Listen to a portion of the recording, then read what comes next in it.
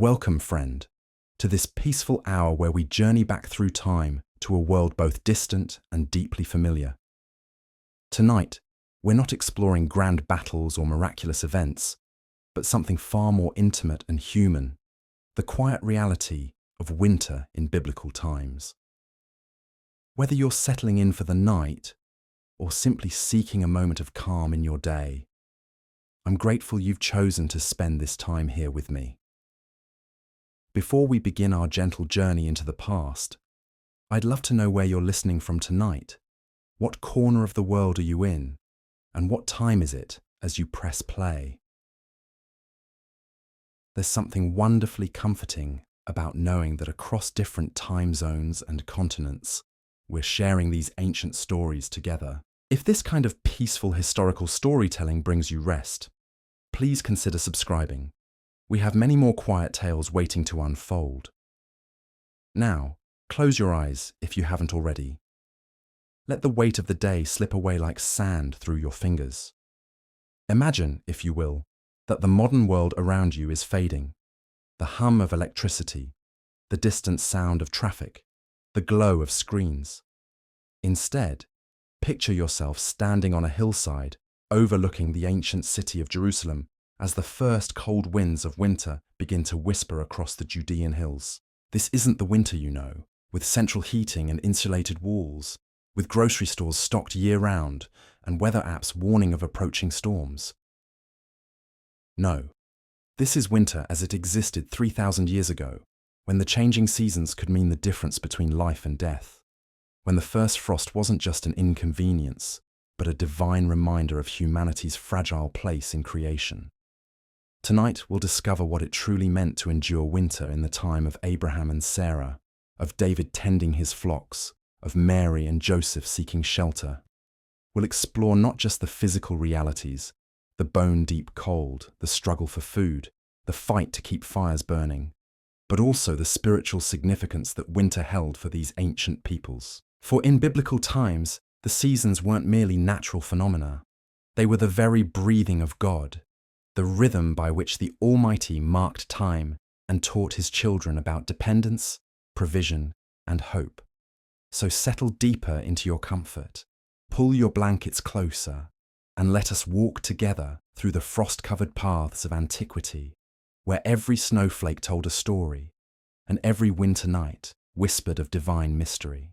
When we think of the Holy Land today, many of us picture endless desert sands and scorching heat. But this image, while partially true, tells only part of the story. The land that Abraham wandered, that David ruled, that Jesus walked, was a place of remarkable geographical diversity. From the snow-capped peaks of Mount Hermon in the north to the sun-baked shores of the Dead Sea in the south, from the fertile coastal plains to the harsh wilderness of Judea, this was a land where winter could arrive with surprising severity. Picture, if you will, the hill country of Judea in late November. The olive groves that had shimmered silver green under the autumn sun now stood bare and stark against grey skies. The Jerusalem that gleamed golden in summer light was transformed into something altogether different when the first winter rains began to fall. The limestone buildings, honey-coloured in warmth, took on a pale, almost ghostly appearance under heavy clouds. In these hills where shepherds once watched their flocks by night, winter temperatures could plummet well below freezing. Snow, while not common in Jerusalem itself, was far from unknown. Ancient texts speak of winters so harsh that the brooks froze solid and travellers found themselves trapped for days in mountain passes. The higher elevations, places like Bethel and Hebron, regularly saw snowfall that could blanket the countryside for weeks at a time. But it wasn't just the cold that made winter treacherous in biblical times. It was the rain. The winter rains of the Holy Land weren't the gentle, steady precipitation we might imagine. They were torrential, overwhelming deluges that could transform dry wadis into raging torrents within minutes. These were the rains that could wash away entire settlements, that could turn roads into impassable rivers of mud, that could trap families in their homes for days on end. The ancient Israelites knew these rains intimately. They called them the Yore and the Malkosh, the early and latter rains, and they understood that their very survival depended on these seasonal downpours. Too little rain meant drought, famine, death. Too much rain meant floods, destruction, and a different kind of death. The balance was delicate, precarious, entirely in the hands of the Almighty. Now imagine being a shepherd like young David, tending his father's flocks on these windswept hills when winter arrived. There were no weather forecasts, no emergency services, no heated shelters to retreat to when the storms came. There was only the shepherd's cloak, woven thick from goat's hair and sheep's wool, and the shepherd's skill at reading the sky, at knowing when to lead the flock to higher ground or deeper into the valley's protection. The sheep themselves became living barometers. Experienced shepherds learned to watch their flocks for signs of approaching weather. When the sheep huddled close together, pressing their bodies against each other for warmth, the shepherd knew that cold was coming. When they became restless, refusing to graze, lifting their heads to sniff the air with nervous energy, rain wasn't far behind. These weren't just animals to the biblical shepherds. They were partners in survival, each depending on the other to make it through the harsh months ahead. In the towns and villages, winter preparation began months in advance. As the heat of summer gave way to the cooler days of early autumn, families would begin the urgent work of gathering fuel for the long months ahead. Wood was precious in this largely treeless landscape. Every fallen branch, every piece of dried thorn bush, every scrap of timber was carefully collected and stored. Dried animal dung, mixed with straw and shaped into cakes, became a crucial fuel source when wood ran short. The houses themselves were marvels of ancient engineering, designed specifically to cope with winter's challenges. Built of stone and mud brick, with thick walls that could hold the day's warmth well into the night, these homes were compact and efficient. The flat roofs, so practical for drying grain and hosting celebrations in warmer months, became potential death traps when winter rains began. Families would spend anxious nights listening to water dripping through poorly sealed joints, praying that the roof wouldn't collapse under the weight of accumulated water. Inside these homes, the entire rhythm of life changed when winter arrived. The large central room that had been a place of work and gathering in summer became a precious sanctuary against the cold. Families would move their sleeping mats closer to the small central hearth, where a carefully tended fire provided both warmth and light. The smoke from these fires, with no chimneys to carry it away, would fill the room, stinging eyes and lungs, but providing a kind of insulation against the bitter cold outside. Food became an obsession, a calculation that occupied every waking moment. The grain stored in large clay jars had to last until the next harvest, still months away when winter began. Families would measure out their daily portions with careful precision, knowing that a miscalculation could mean starvation before spring returned.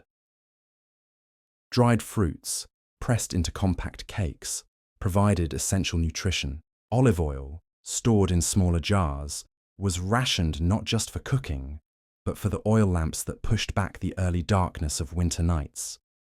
But perhaps nothing captures the harsh reality of biblical winters better than understanding what it meant to be poor during these months. The widow, the orphan, the stranger, these were the people who faced winter without the security of stored grain or accumulated firewood. They were the ones who might go days without a proper fire, who might have only a thin cloak between themselves and the bitter wind, who might watch their children grow thin and hollow-eyed as the cold months stretched on. The biblical writers understood this reality intimately. When the psalmist wrote of God clothing the grass of the field, when Isaiah spoke of streams in the desert, when Jesus told his followers not to worry about what they would eat or drink, these weren't abstract theological concepts. They were speaking to people who knew hunger, who had felt the bite of winter wind through inadequate clothing, who had lain awake on cold nights, wondering if their fuel would last until morning. In this world, charity wasn't a pleasant option. It was a matter of life and death. The laws given to Moses included specific provisions for winter care, grain left unharvested at the edges of fields for the poor to glean, requirements that creditors couldn't take a poor man's cloak as collateral overnight because he needed it to survive the cold, commands to provide shelter for the stranger because everyone understood what it meant to face winter without protection. The very architecture of biblical-era homes reflected this harsh reality. The typical Israelite house was built around the principle of conservation, conserving heat, conserving fuel, conserving space. The ground floor often housed the family's animals, not just for their protection, but because their body heat helped warm the entire structure. The family lived on the upper level, benefiting from the warmth rising from below, while the animals provided a kind of living furnace through the long winter nights. Water, too, became a constant concern during the winter months. While the rains might be plentiful, collecting and storing clean water was a challenge that required constant vigilance. The flat roofs of houses were designed with slight slopes and channels to direct rainwater into cisterns carved deep into the bedrock. These underground chambers, lined with waterproof plaster, were marvels of ancient engineering that could store enough water to last a family through the dry summer months ahead. But even these sophisticated systems couldn't guarantee safety. A crack in the cistern wall could mean the loss of an entire winter's collection of rainwater. A contaminated water source could bring disease that might kill more surely than cold or hunger. Families would post guards over their water supplies, knowing that desperate neighbours might resort to theft when their own supplies ran low. The darkness, too, was a constant companion during biblical winters. Without electric lights to extend the day, families lived according to the ancient rhythm of sunrise and sunset. Winter days were short, and the long nights seemed endless.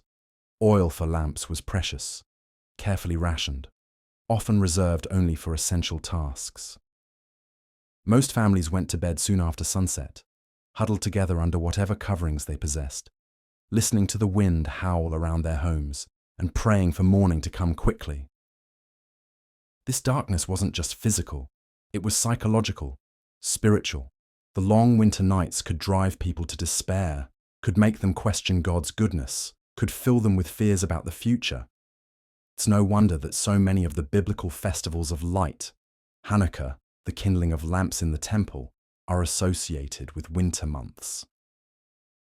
Light became not just a practical necessity, but a symbol of hope, of divine presence, of the promise that darkness would not last forever. Yet in all this hardship, there was also a strange kind of beauty. The biblical writers often spoke of winter not as a curse, but as a necessary part of God's design. The cold that killed weeds and pests, the rains that soaked deep into the earth to nourish the coming spring's growth, the dormancy that allowed trees and vines to gather strength for the next season's fruit. All of this was seen as evidence of divine wisdom. The people of biblical times understood something we sometimes forget in our climate-controlled world: that there is a rhythm to life, a pattern of seasons that serves purposes beyond our immediate comfort. They knew that the grain stored in earthen vessels during a harvest would taste all the sweeter when eaten around a winter fire. They knew that the wool sheared from sheep in spring would feel like a gift from heaven when woven into warm cloaks for winter nights. And so, the families huddled closer together as the first frost began to paint the hillsides white. The biblical winter wasn't just a season, it was a teacher, harsh but patient, showing each generation what it meant to depend entirely on providence and community. When the cold winds began to blow down from Mount Hermon, carrying with them the sharp scent of snow and the promise of harder days ahead, every family knew that their survival would depend not just on their preparations, but on their willingness to share what little they had. Picture, if you can, the household of a typical farming family in ancient Israel as winter settled over their small village. The father, perhaps named Josiah, would have spent the daylight hours checking and rechecking their stores. His calloused hands would run over the sealed jars of grain, counting, and recounting, his mind performing the same desperate arithmetic that occupied every household head. How many mouths to feed? How many days until spring planting? How much could they spare if a neighbour came begging at their door? His wife, let's call her Hannah, would be tending to tasks that seemed endless in their repetition. The oil lamps needed constant attention, wicks trimmed just so, oil measured out in careful drops because every bit had to last. The cooking fire required vigilant watching, fed with precious fuel that had to burn hot enough to cook their simple meals, but not so freely that it wasted their winter stores.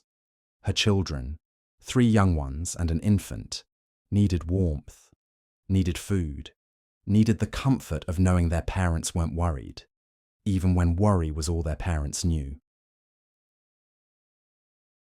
In the pre-dawn darkness, before the sun painted the frost-covered fields with its pale winter light, Josiah would wake to check on their animals. The family's survival depended on these creatures, a milk goat, a few chickens, perhaps a donkey, and winter was when animals died. The cold could kill a chicken overnight if the shelter wasn't adequate. The goat might stop giving milk if she didn't get enough to eat. Every morning was a small resurrection, a relief to find their animals still breathing, still alive for another day. The children, too young to understand the full weight of winter's burden, would huddle together on their sleeping mats, sharing body heat under thin blankets woven from goat hair. The youngest might cry from hunger that couldn't be fully satisfied, not from cruelty, but from the simple mathematics of scarcity.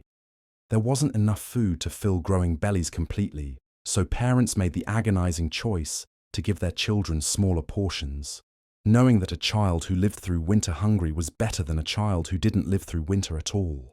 But it was during these hardest months that the true character of biblical communities revealed itself. The laws that Moses had given the people weren't abstract moral principles. They were survival instructions for a people who understood that winter could kill the selfish as surely as it killed the unprepared. When the Torah commanded that farmers leave the corners of their fields unharvested, it wasn't just about charity. It was about creating a safety net that everyone might one day need. The village well became more than just a source of water during winter months. It became the heart of community life, the place where information was shared, where neighbours checked on each other's welfare, where the subtle negotiations of winter survival took place. A woman drawing water might mention, carefully, that her family's oil was running low. Another might respond that they had extra oil but needed grain. These weren't commercial transactions. They were the delicate exchanges that kept entire communities alive through the harsh months. And oh, how precious were the tools and crafts that sustained life through winter's grip. The women would gather in the largest house in the village, bringing their spinning and weaving, their mending and patching. Their fingers, stiff with cold, would work wool into yarn, yarn into cloth, cloth into the garments that meant the difference between warmth and death. The men would huddle over their woodworking, their metalsmithing, creating and repairing the implements that would be needed come spring, ploughs and hoes, yokes and wheels, all the machinery of survival that had to be ready when winter ended. The elderly held a special place during these winter gatherings. Their bodies might be frail, their hands too shaky for fine work, but their minds held treasures more valuable than gold. The accumulated wisdom of decades of winters survived. They knew which plants could be foraged even in the coldest months, which trees gave the best firewood, which signs in the sky meant the worst storms were coming.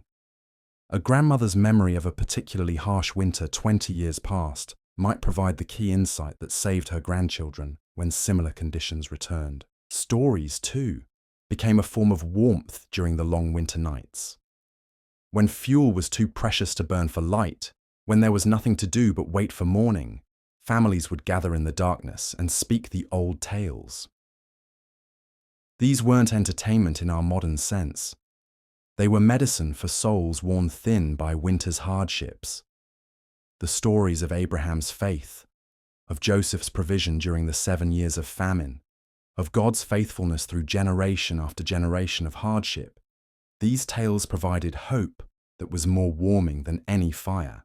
The storytellers understood something profound about winter that we've largely forgotten, that the season of death and dormancy is also the season of deepest reflection. When the urgent work of harvest was done, when the frantic preparations for winter were complete, when there was nothing left to do but endure, that's when the human soul had space to contemplate the larger questions. Why do the righteous suffer? How can we trust in divine goodness when children go hungry? What does it mean to hope when hope seems foolish? The biblical writers often used winter imagery to speak of spiritual states that go far deeper than physical cold. When the psalmist wrote of his soul being cast down, he was drawing on experiences every listener would recognize. The weight of winter depression, the way cold and darkness could settle into a person's bones and spirit. When Isaiah spoke of God making streams in the desert, his original audience would have heard echoes of their desperate prayers for winter rains, for the water that meant life or death. But perhaps nothing captures the spiritual significance of biblical winter better than understanding how these ancient people viewed the cycle of seasons as a divine promise. The same God who sent the killing frost also sent the spring rains. The same power that stripped the trees bare in winter clothed them with new leaves when the time was right. Death and resurrection weren't just theological concepts. They were observed realities that played out every year in the natural world. This gave biblical winter a meaning that went far beyond mere survival. It was a season of testing, yes, but also a season of purification. The cold killed what was weak and diseased, leaving only what was strong enough to endure. The dormancy forced a kind of spiritual contemplation that was impossible during the busy months of planting and harvest. The dependence on stored provisions became a metaphor for depending on God's accumulated faithfulness through all of life's seasons. The marriage customs of biblical times reflected this deep understanding of winter's role in the cycle of life. Weddings were typically held in the autumn, after the harvest was complete, but before winter's grip tightened. This timing wasn't accidental. It meant that new families would face their first winter together, learning from the very beginning that marriage was about more than romance. It was about two people committing to keep each other alive through whatever hardships might come. The young bride, perhaps 15 or 16 years old, would leave her father's house carrying with her not just the clothes on her back, but the accumulated wisdom her mother had spent years teaching her. She knew which herbs could ease a winter cough, how to make oil burn more slowly in a lamp, how to judge the quality of grain that would have to last until spring. These weren't domestic accomplishments. They were survival skills that could mean the difference between a family that lived through winter and one that didn't. Her new husband, likely not much older, carried his own burden of knowledge and responsibility. He had learned from his father and grandfather how to read the signs of approaching storms, how to judge whether their fuel supplies would last, how to calculate the grain needed to keep his family fed through the coldest months. Together, this young couple would face their first winter as a unit, learning to trust each other with their very lives. The children born during biblical winters entered the world in the season when life was most fragile. Midwives who attended these births knew that a winter baby faced challenges that summer babies didn't encounter. The cold that could kill a healthy adult could snuff out an infant's life in hours. The limited food supplies meant nursing mothers often struggled to produce enough milk. Yet babies continued to be born, families continued to grow, and life found ways to persist even in the harshest conditions. These winter children often grew up with a particular kind of strength, a resilience forged in the season when survival couldn't be taken for granted. They learned early that resources were finite, that warmth was precious, that community was essential. They absorbed lessons about endurance and faith that would serve them throughout their lives, preparing them to face whatever hardships the future might hold. The religious calendar of ancient Israel reflected this intimate relationship between physical survival and spiritual meaning. The Festival of Lights, which we now call Hanukkah, wasn't originally about military victory or religious freedom. It was about the miracle of having enough oil to keep the sacred flames burning through the darkest time of year.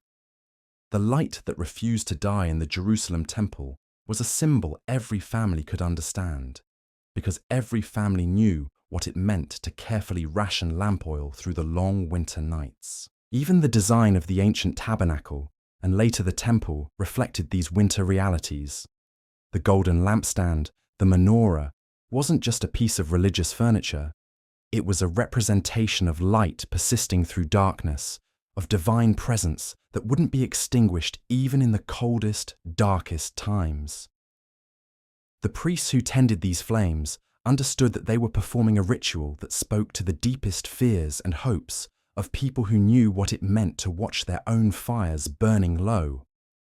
As winter deepened and the stored grain grew smaller in its jars, as the oil lamps flickered with increasingly precious fuel, as the children's ribs began to show through their skin, the people of biblical times faced a choice that every generation has had to make in its own way. They could despair, could give in to the fear that whispered that this winter would be the one that finally broke them. Or they could remember the stories, could hold on to the faith that spring had always come before and would come again, could choose to believe that the same God who sent winter also sent its ending. This choice, this fundamental act of faith in the face of winter's relentless grip, shaped the character of biblical peoples in ways that echo through the sacred texts even today. When the prophet Jeremiah spoke of being like a tree planted by streams of water, his listeners would have immediately understood the image. They had seen trees that survived winter after winter because their roots ran deep enough to find water even when the surface streams froze solid. They had also seen trees that looked strong in summer, but died in their first hard winter because they had never learned to send their roots down into the hidden places where life persisted, even in the coldest months. The wisdom literature of the Bible is filled with these winter metaphors, these hard-earned insights about endurance and faith that could only come from people who had stared death in the face when the grain ran low and the fuel was almost gone. When the writer of Ecclesiastes observed that there is a time for everything under heaven, he was speaking from intimate knowledge of seasons that brought both plenty and want, both life and death, both hope and despair. But let's step away from the grand theological themes for a moment and return to the simple, human reality of what it meant to wake up on a winter morning in biblical times. Picture Hannah, our farmer's wife, stirring from sleep as the first pale light began to seep through the small window of their stone house. Her breath would form white clouds in the cold air as she carefully slipped from under the shared blankets, trying not to wake the children who were pressed against her for warmth. Her first task, before anything else, was to check the fire. If the coals had died completely during the night, it could mean disaster. Starting a fire from scratch in winter, with cold hands and precious tinder, was a task that could take an hour or more. But if she was fortunate, if she had banked the coals properly the night before, there might still be a tiny glow buried deep in the ashes. She would kneel beside the hearth, her knees pressing into the cold stone floor, and carefully blow on those coals, feeding them bits of dry grass and wood shavings, until a flame flickered to life.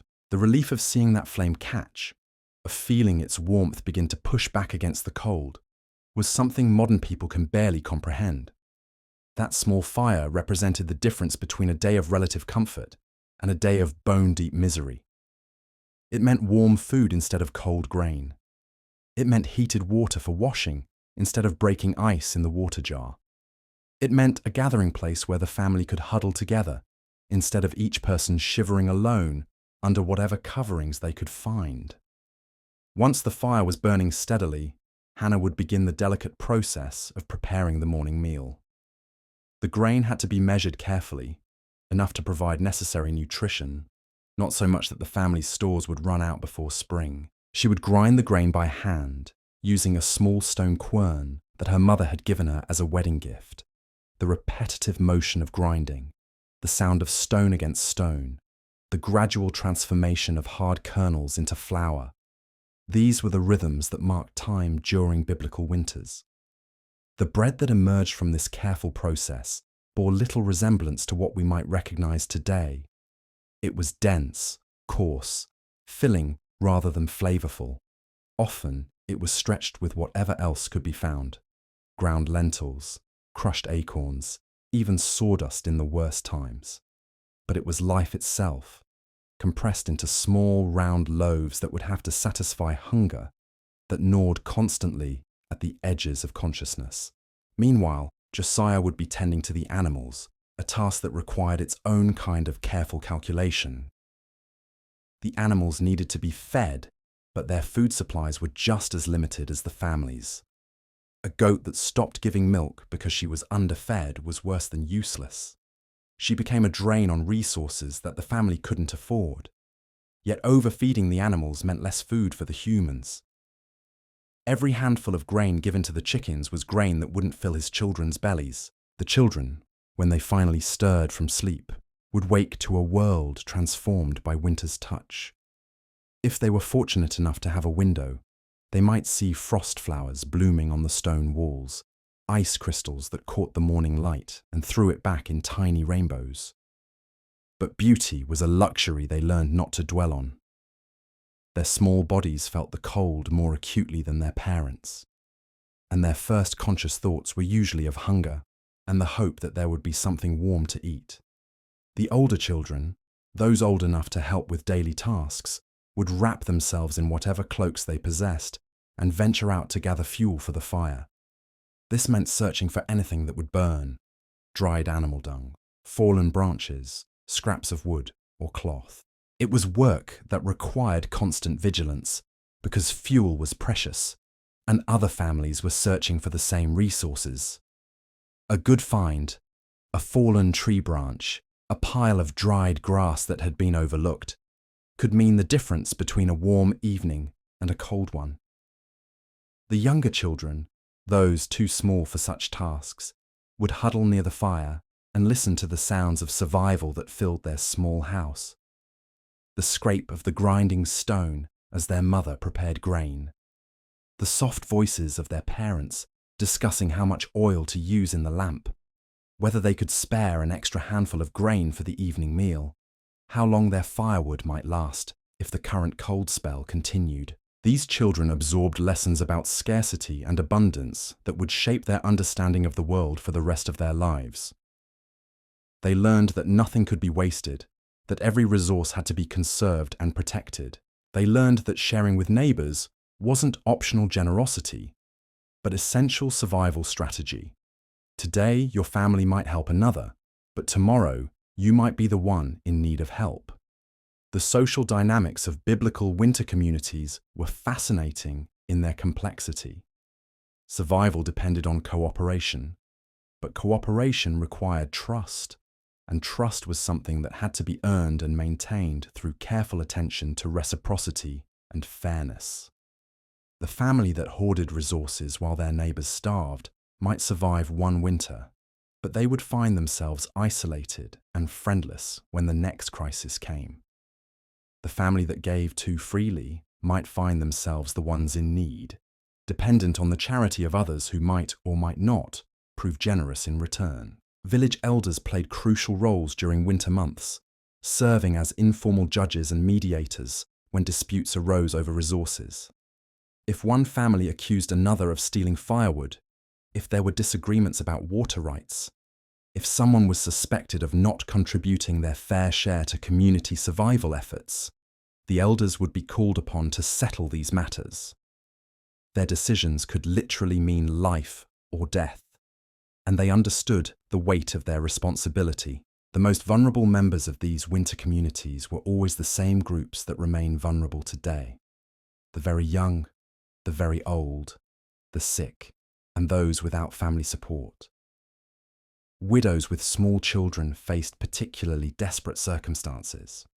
Without a husband to gather fuel, to repair their house against winter storms, to negotiate for resources with other families, they depended entirely on community support that wasn't always forthcoming. The biblical laws about caring for widows and orphans weren't abstract moral principles. They were practical instructions for communities that understood how easily the vulnerable could slip through the cracks during winter's harsh grip. When the Torah commanded that landowners leave grain in the corners of their fields for the poor to glean, it was creating a systematic approach to ensuring that everyone had at least some access to the resources needed for winter survival. But even with these safety nets in place, winter remained a time of testing for biblical communities. Families that had seemed stable and secure during the abundant months of harvest might find themselves struggling when their stores ran low or their shelter proved inadequate. Marriages came under stress when hunger and cold shortened tempers and made every small irritation feel like a major crisis. Children who had played together happily in summer might find themselves competitors for scarce resources when winter tightened its grip. Yet it was also, during these difficult months, that the strongest bonds were forged. Families that survived winter together had been tested in ways that revealed their true character. They had seen each other at their weakest and most vulnerable, and they had chosen to hold on to each other despite the temptation to save themselves at others' expense. These winter bonds, between husbands and wives, between parents and children, between neighbors and friends, were the foundation upon which biblical communities built their understanding of covenant and faithfulness. The religious observances that continued even during winter's worst months took on special significance during these times of hardship. The weekly Sabbath, with its prohibition against work and its emphasis on rest and reflection, might seem like a luxury that struggling families couldn't afford. But the biblical writers understood that the Sabbath served a deeper purpose during difficult times. It was a reminder that human beings were more than just survival machines, that even in the hardest circumstances, there was still room for worship, for community, for the cultivation of hope. The lighting of Sabbath candles in a winter home wasn't just a religious ritual. It was an act of defiance against despair. The family that set aside precious oil to burn candles in honor of the Sabbath was declaring their faith that there would be other Sabbaths to come, that their current hardships weren't the end of their story.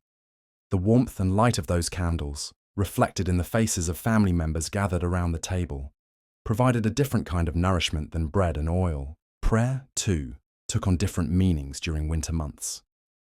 The formal prayers prescribed for daily worship continued, but they were supplemented by the desperate, heartfelt pleas that arose naturally from people facing genuine hardship.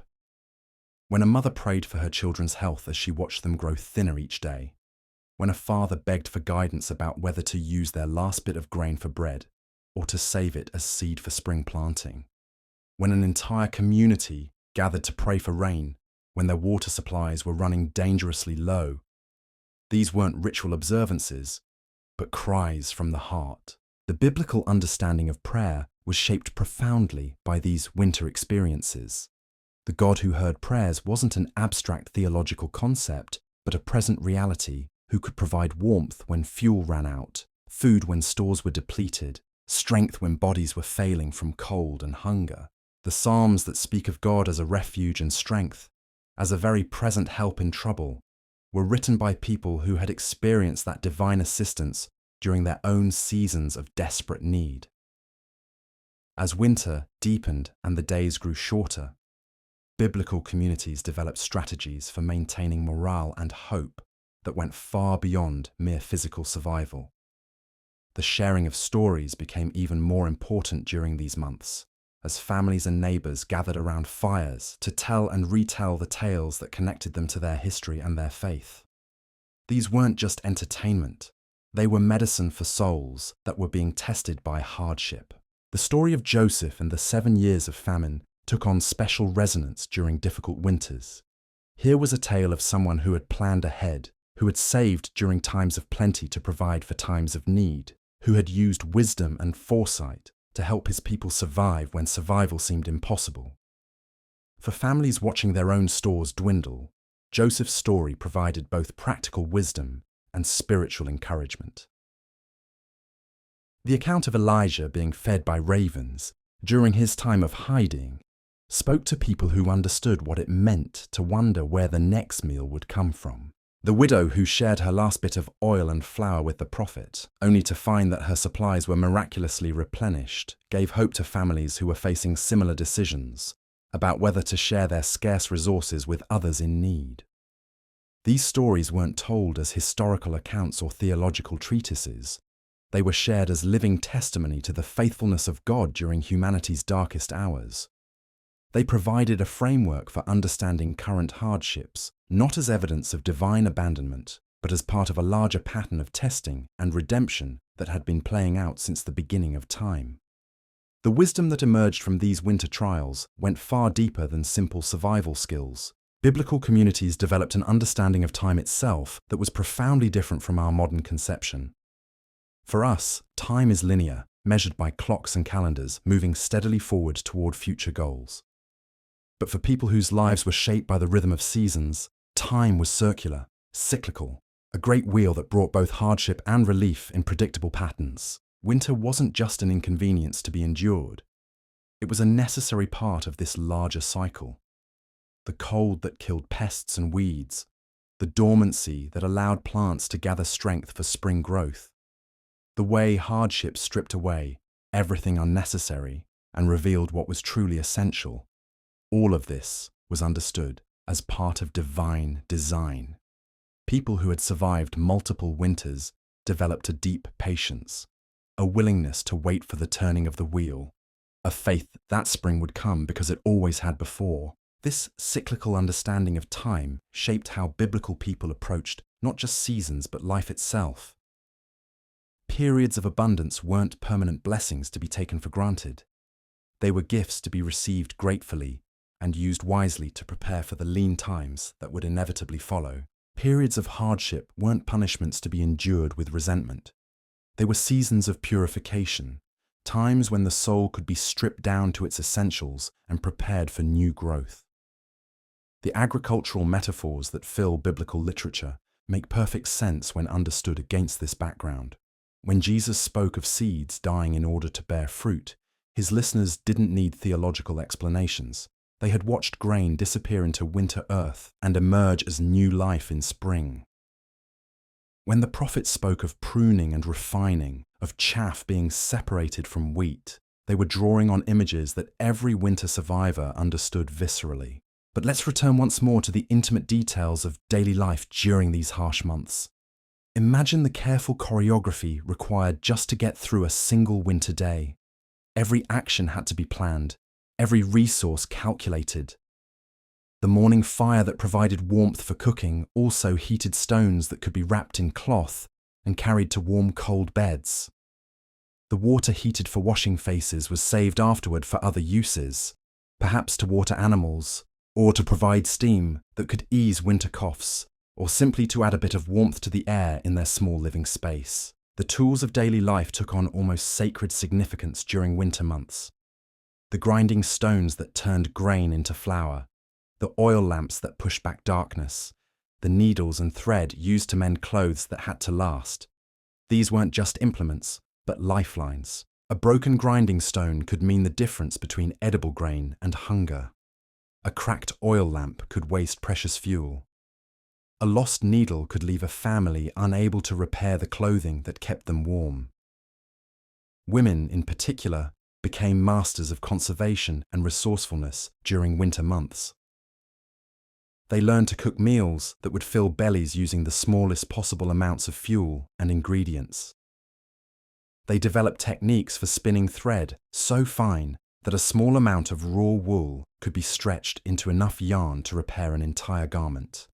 They knew how to judge the quality of stored grain by touch and smell, how to spot signs of spoilage before it could spread to contaminate their entire winter supply. The division of labor within biblical families reflected the harsh realities of winter survival. Men might handle the heavier tasks, gathering fuel, maintaining shelter, caring for larger animals, but women were the ones who managed the daily miracles that kept families alive.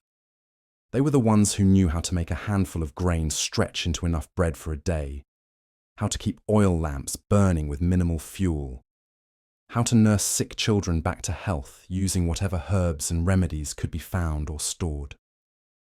Children learned these skills not through formal instruction, but through constant observation and gradual participation. A 5-year-old might be trusted to watch the fire while mother ground grain. A 7-year-old could help sort through stored food supplies, removing anything that showed signs of spoilage. A 10-year-old was old enough to take responsibility for tending smaller animals or helping with the endless tasks of mending and repair that winter demanded. The games that children played during winter months reflected their world in miniature. They would build small houses from stones and sticks, practicing the skills they would need as adults to create shelter. They would play at being merchants, negotiating trades of pebbles and scraps that mimicked the careful resource exchanges their parents engaged in for survival. Even their dolls and toys, carved from precious scraps of wood or sewn from bits of cloth, taught lessons about conservation and making do with limited materials. But childhood in biblical times wasn't just preparation for adult survival. It was also a time when the stories and songs that sustained community culture were passed down from one generation to the next. Winter evenings, when there was little else to do but huddle around the fire and wait for morning, became informal schools, where children learned the tales that would shape their understanding of the world. These weren't just entertainment or even moral instruction. They were practical wisdom disguised as story. The tale of Noah and the Ark taught lessons about preparation and patience, about trusting in divine timing even when circumstances seemed hopeless. The account of the Israelites in the wilderness spoke to people who understood what it meant to depend entirely on daily provision, to have no control over where their next meal would come from or whether they would find adequate shelter for the night. The story of Ruth and Naomi resonated deeply with families who had experienced the vulnerability of widowhood, the desperate choices that had to be made when traditional support systems collapsed. Ruth's decision to stay with her mother-in-law, to glean grain in foreign fields, to put herself at risk for the sake of family loyalty. These weren't abstract moral lessons, but practical examples of the kinds of choices that real people face during difficult times. Even the more miraculous stories, the parting of the Red Sea, the feeding of the 5,000, the resurrection of the dead, provided psychological and spiritual resources for people facing their own impossible situations. These tales reminded listeners that the God they served was bigger than their current circumstances, that divine power could intervene in human history when all natural resources were exhausted. The music that accompanied these stories served its own vital function during winter months. Songs could be shared without consuming precious resources. They could be passed along from person to person, growing richer and more complex with each telling. They provided a way for communities to express emotions that were too deep or too dangerous to speak directly. The fear that winter might never end, the grief for loved ones who hadn't survived previous cold seasons, the desperate hope that somehow, some way, they would all make it through to spring. The instruments used for this music were necessarily simple and portable. A shepherd's flute carved from a hollow reed, a small drum made from stretched hide, perhaps a simple lyre fashioned from wood and sinew. These were tools that could create beauty without requiring significant resources. The music they produced wasn't sophisticated by modern standards, but it served a purpose that went far beyond entertainment. It created a sense of shared experience, of community solidarity, of connection to something larger than individual survival. Religious observance during winter months took on layers of meaning that are difficult for modern people to fully appreciate. The weekly Sabbath, with its prescribed rest from work, might seem like a luxury that struggling families couldn't afford. But biblical communities understood that the Sabbath served essential psychological and spiritual functions during difficult times. It provided a rhythm that broke up the monotony of daily survival tasks. It created space for reflection and community connection that helped prevent the isolation and despair that winter could bring. The lighting of Sabbath candles in a winter home required genuine sacrifice.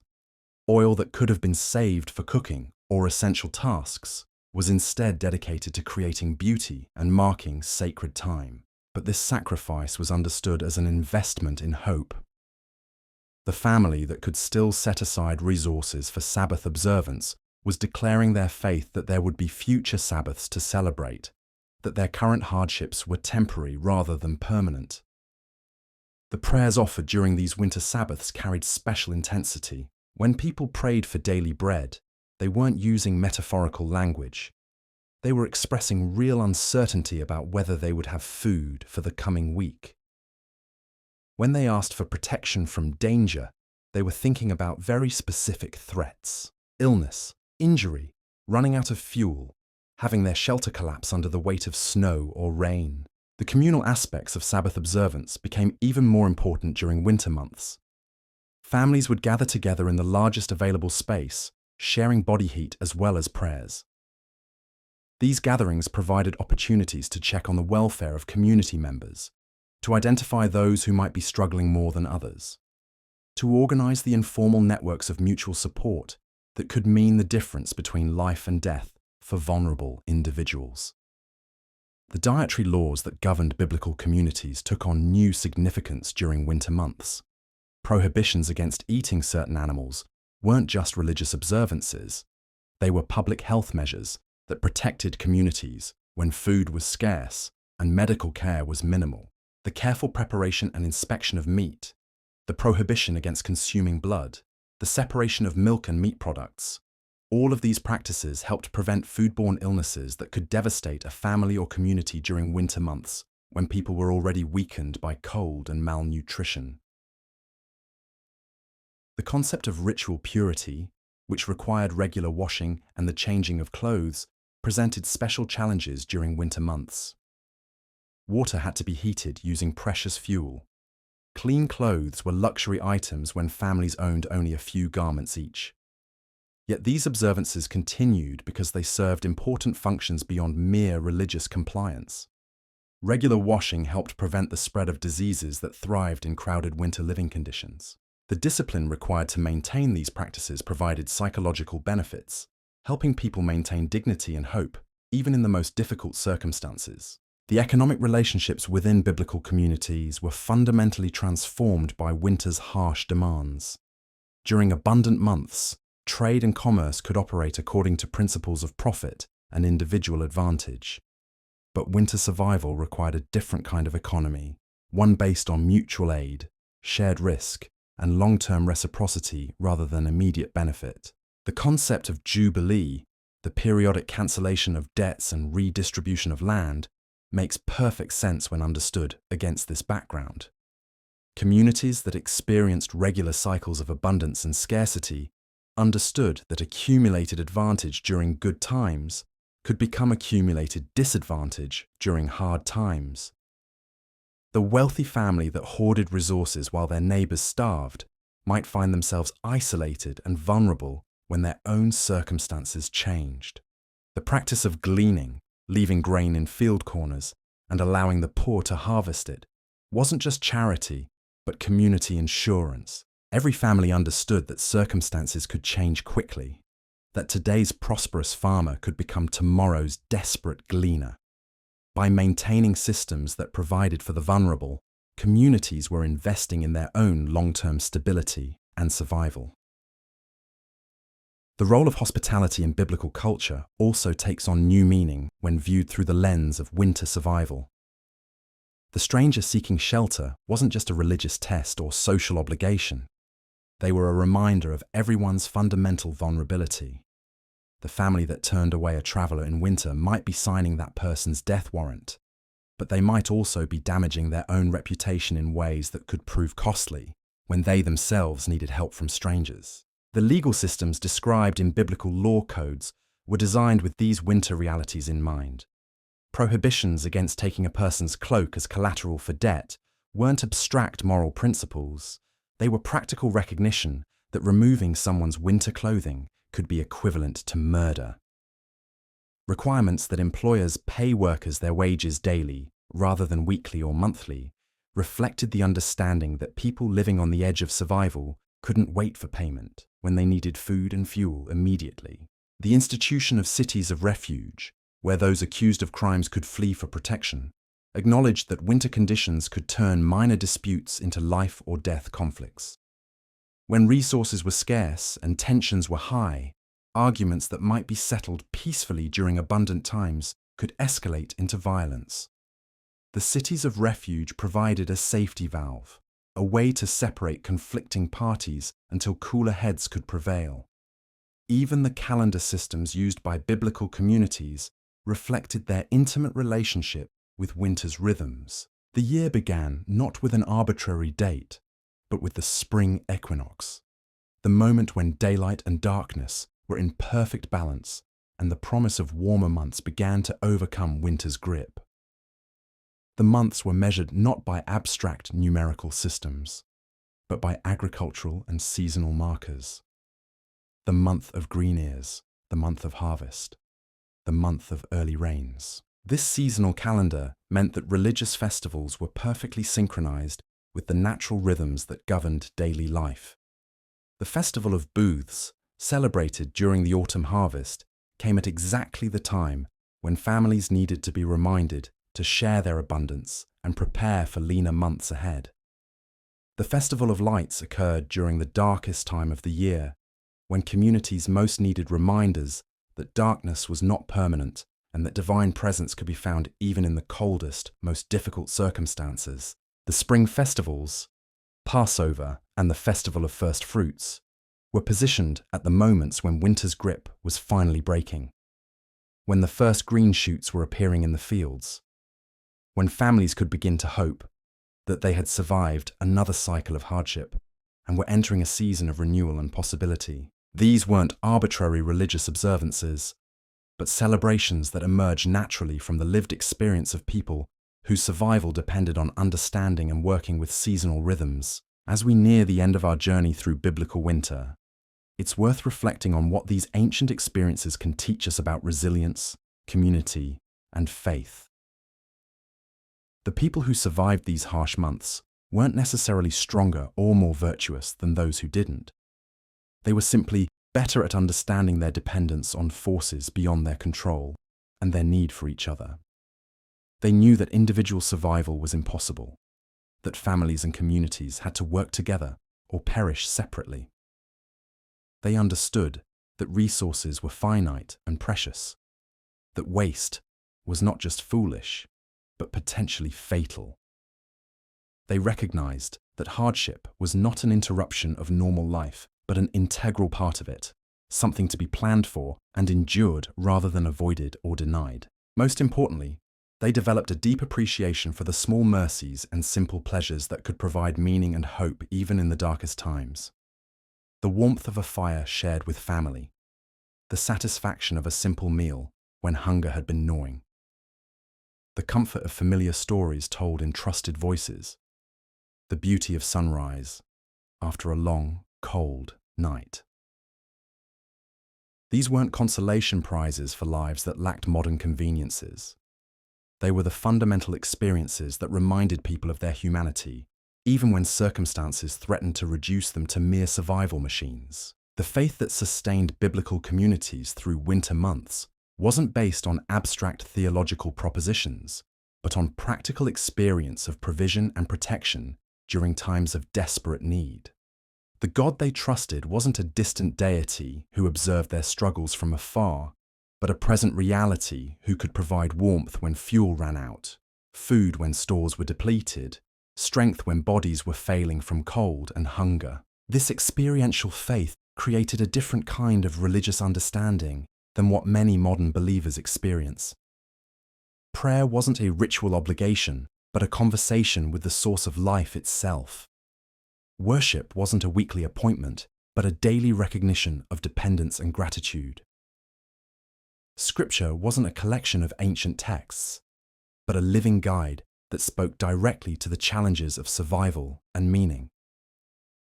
The stories that emerge from these winter experiences continue to speak to people today because they deal with the fundamental questions that every generation must face. How do we find meaning in suffering? What do we owe to each other when resources are scarce?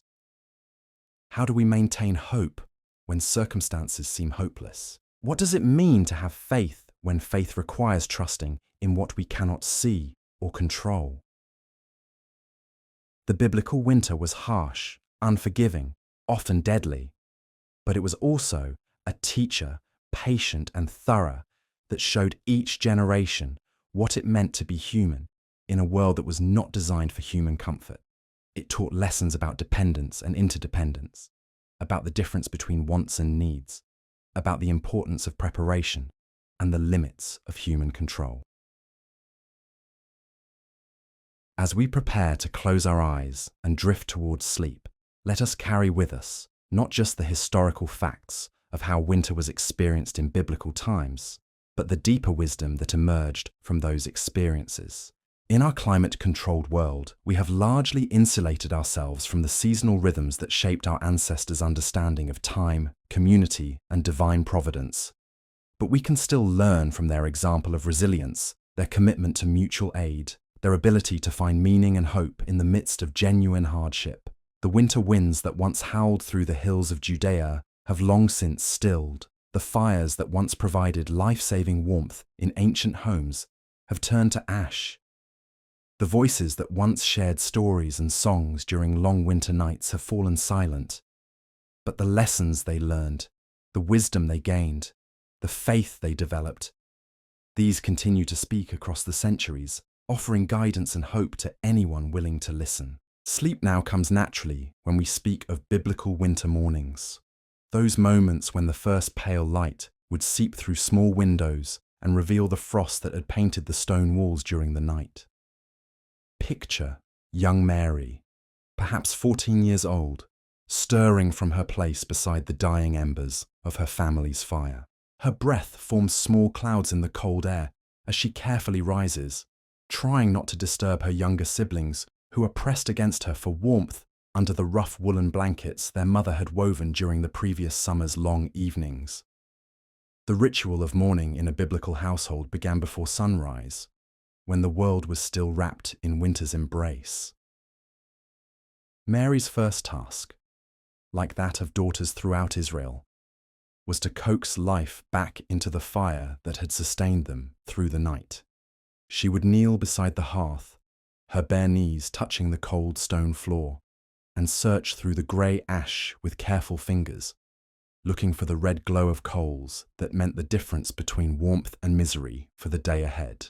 The relief that flooded through her when she found those precious embers still alive was something modern hearts can barely comprehend. Those tiny points of heat represented hope itself, the promise that her family would have warm food, heated water, a gathering place where they could huddle together against winter's bite. She would feed the coals with dried grass and splinters of wood, blowing gently until flames flickered to life, then gradually adding larger pieces of fuel as the fire caught and spread. The sound of that fire crackling to life would wake the rest of the household gradually. Her father, Joseph, would stir first, his weathered hands already calculating the day's necessities. How much grain could they spare for the morning meal? Was there enough oil for the lamps if the winter storm continued and daylight failed early? These weren't casual considerations, but life or death calculations that occupied his mind from the moment he opened his eyes until he closed them again at night. Her mother, Rachel, would begin the delicate process of measuring out the day's rations while the fire built strength. The clay jars that held their winter stores lined one wall of their small home, each one containing precious resources that had to last until spring planting could begin. She knew by touch exactly how much grain remained in each vessel, could judge by the weight whether their oil supplies would stretch through another month of winter's grip. The children would wake slowly, reluctant to leave the warmth of shared blankets and animal skins that had kept them from freezing during the night. The youngest, a boy of perhaps 6 years, might whimper softly from hunger that couldn't be fully satisfied, not from parental cruelty, but from the simple mathematics of survival. There wasn't enough food to fill growing bellies completely, when every grain had to be rationed against an uncertain future.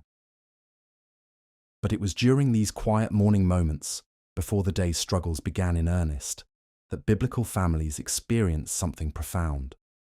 The simple miracle of having survived another night, of finding the fire still alive, of being together and breathing in a world where these things could never be taken for granted. These weren't people who complained about minor inconveniences or fretted over trivial disappointments. They had learned to find deep gratitude in the basic elements of existence. The water for the morning washing had to be heated carefully over the precious fire, using just enough fuel to warm it without wasting resources needed for cooking. If ice had formed in their water vessels during the night, it would need to be broken and melted slowly. The children would take turns washing their faces and hands in the warm water, understanding even at their young ages that this small luxury was a gift not to be squandered. Breakfast in a biblical winter home was a study in careful preparation and grateful reception. The grain that Rachel had measured so precisely would be ground by hand, using stones her mother had given her as a wedding gift. The rhythmic sound of grinding, stone against stone, was one of the fundamental rhythms of ancient life, as familiar and constant as breathing itself. The flour that emerged from this labour was precious beyond modern comprehension, transformed through patience and effort, from hard kernels into the stuff of life itself. The bread that emerged from this process was dense and substantial, designed to provide maximum nutrition and satisfaction from minimal ingredients. It might be stretched with ground lentils or crushed acorns, anything that could add bulk and nourishment without depleting their primary grain stores too quickly. This wasn't the soft, refined bread we know today, but something more fundamental, sustenance in its most essential form. While Rachel worked at her grinding and cooking, Joseph would venture out into the cold morning air to check on their animals. These creatures weren't pets or simple livestock. They were partners in survival, each one representing a crucial element in the family's ability to make it through winter alive. The goat that provided milk, the chickens that offered occasional eggs, the donkey that could carry heavy loads. Each animal had to be kept healthy and productive, but with limited resources for their care. The delicate balance required in feeding these animals reflected the harsh mathematics of biblical winter. Feed them too little, and they would stop producing the milk and eggs the family needed. Feed them too much, and there wouldn't be enough grain left for the humans. Joseph had to make these calculations daily, weighing the immediate needs of his family against the long-term necessity of keeping their animals alive and healthy until spring. The children old enough to help would wrap themselves in whatever warm clothing they possessed and join in the morning tasks. They might search for dried animal dung to fuel the fire, or gather any scraps of wood or combustible material that could extend their fuel supplies. These weren't chores in the modern sense, but essential contributions to family survival that every member understood and accepted. The social fabric of biblical winter communities was woven from these individual family struggles. As families emerged from their homes to begin the day's work, they would encounter neighbours facing identical challenges. The woman drawing water from the village well might mention that her family's oil was running dangerously low. Another might respond that they had extra oil but desperately needed grain. These weren't commercial transactions, but the careful negotiations that kept entire communities alive. The village well itself became more than just a source of water during winter months. It was the heart of community life, the place where information was shared and mutual aid organized. Here, women would gather, not just to fill their water vessels, but to check on each other's welfare, to share news of whose children were sick, whose grain stores were running low, whose husband had injured himself and couldn't work.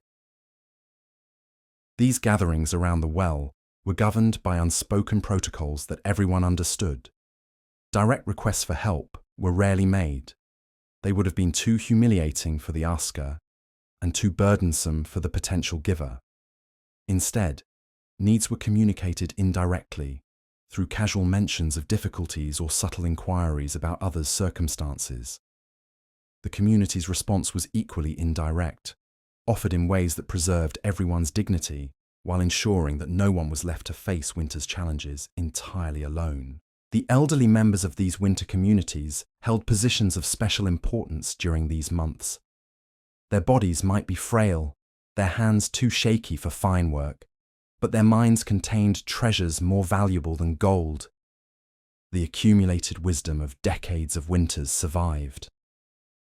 They knew which signs in the sky meant severe storms were approaching, which plants could still be foraged even in the coldest months, which techniques could make limited food supplies stretch furthest. A grandmother's memory of a particularly harsh winter from 20 years past might provide the crucial insight that saved her grandchildren's lives when similar conditions returned. An elderly man's knowledge of how their ancestors had survived famines and plagues became practical guidance for families facing their own desperate circumstances. These weren't quaint stories told for entertainment, but survival manuals passed down through generations of hard-won experience. The storytelling that filled long winter evenings served multiple purposes beyond mere entertainment.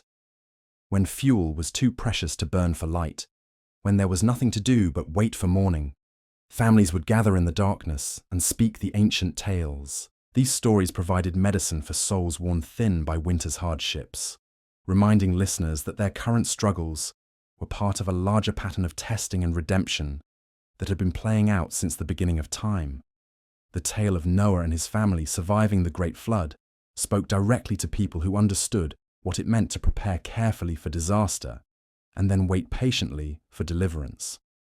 The account of Joseph storing grain during 7 years of plenty to sustain Egypt through 7 years of famine provided both practical wisdom and spiritual encouragement for families managing their own limited resources. The story of Ruth gleaning grain in foreign fields resonated with anyone who had ever depended on the charity of strangers for survival. These weren't just religious stories, but practical guides for living, wrapped in narrative form that made them easy to remember and pass along. They provided frameworks for understanding current hardships, not as random misfortunes, but as meaningful tests that could lead to growth and blessing. They offered examples of how faith and wisdom could overcome seemingly impossible obstacles, giving hope to families who felt overwhelmed by their circumstances. The religious calendar that governed biblical life took on special significance during winter months. The weekly Sabbath, with its requirement to rest from work and focus on worship, might seem like a luxury that struggling families couldn't afford. But these communities understood that the Sabbath served essential functions during difficult times. It provided a rhythm that broke up the monotony of daily survival tasks, created space for reflection and community connection, and reminded everyone that they were more than just biological survival machines. The lighting of Sabbath candles in a winter home required genuine sacrifice. Oil that could have been saved for cooking or essential lighting was instead dedicated to creating beauty and marking sacred time. But this sacrifice was understood as an investment in hope and community cohesion. The family that could still set aside resources for Sabbath observance was declaring their faith that there would be future Sabbaths to celebrate, that their current hardships were temporary rather than permanent. The prayers offered during these winter Sabbaths carried special intensity and meaning. When people prayed for daily bread, they weren't using metaphorical language, but expressing real uncertainty about whether they would have food for the coming week. When they asked for protection from harm, they were thinking about very specific threats: illness that could kill when medical care was minimal, accidents that could disable the family's primary earner, natural disasters that could destroy their shelter or contaminate their water supply. The communal aspects of Sabbath worship became even more important during winter months. Families would gather together in the largest available space, sharing body heat as well as prayers and songs. These gatherings provided opportunities to assess the welfare of community members, to identify those who might be struggling more than others, to organize the informal networks of mutual support that could mean the difference between life and death for vulnerable individuals. The dietary laws that governed biblical communities took on new dimensions during winter months. Prohibitions against eating certain animals weren't just religious observances, but public health measures that protected communities when food was scarce and medical care was primitive. The careful inspection of meat, the proper preparation of food, the separation of different types of provisions. All of these practices help prevent foodborne illnesses that could devastate already weakened populations.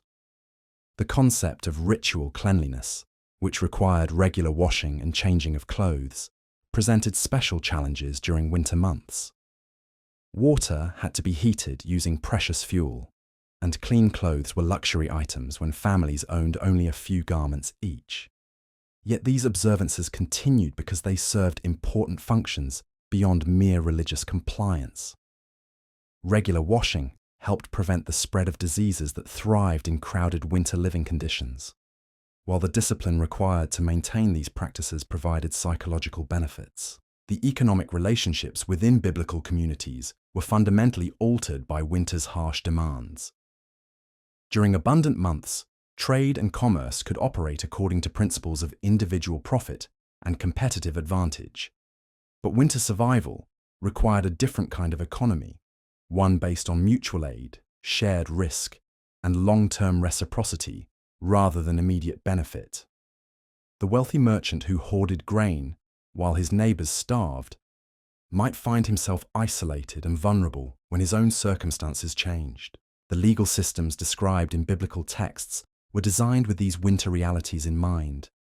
Laws prohibiting the taking of a person's cloak as collateral for debt weren't abstract moral principles, but practical recognition that removing someone's winter clothing could be equivalent to murder. Requirements that employers pay workers their wages daily rather than weekly reflected the understanding that people living on the edge of survival couldn't wait for payment when they needed food and fuel immediately.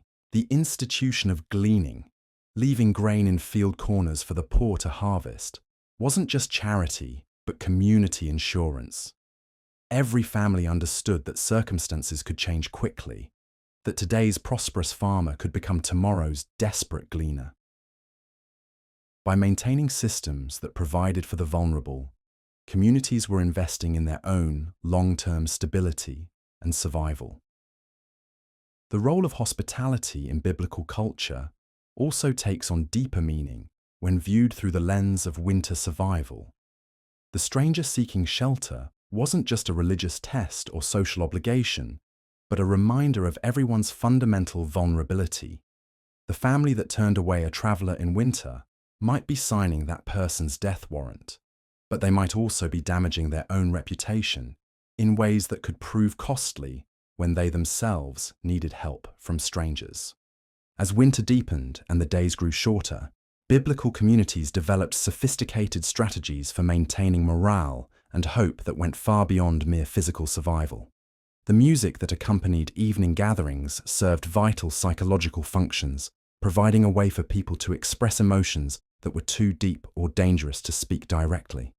The fear that winter might never end, the grief for loved ones who hadn't survived previous cold seasons, the desperate hope that somehow they would all make it through to spring.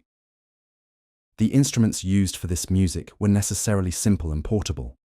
Shepherd's flutes carved from hollow reeds, small drums made from stretched hide, perhaps lyres fashioned from wood and sinew.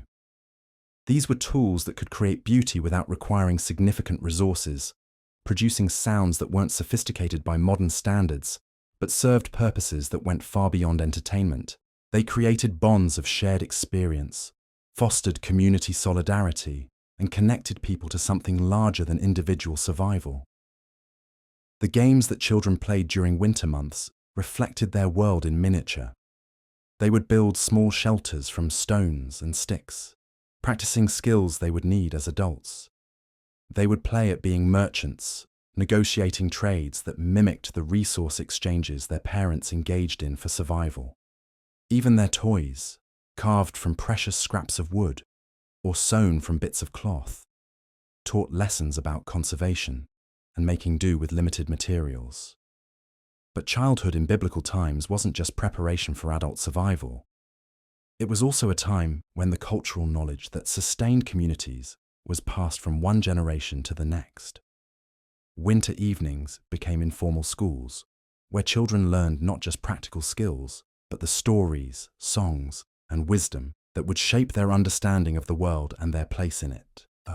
These weren't academic lessons, but lived wisdom that emerged naturally from daily experience. A child who helped measure grain learned mathematics through necessity. A child who tended animals learned responsibility through direct consequences. A child who listened to the stories of previous generations learned history, theology, and practical wisdom, all wrapped together in narrative form that made complex ideas accessible and memorable. The marriage customs of biblical times reflected this deep integration of practical and spiritual considerations. Weddings were typically held in autumn after the harvest was complete, but before winter's grip tightened. This timing meant that new families would face their first winter together, learning from the beginning that marriage was about more than romance. It was about two people committing to keep each other alive through whatever hardships might come. The young bride who left her father's house carried with her not just household goods, but the accumulated knowledge her mother had spent years teaching her.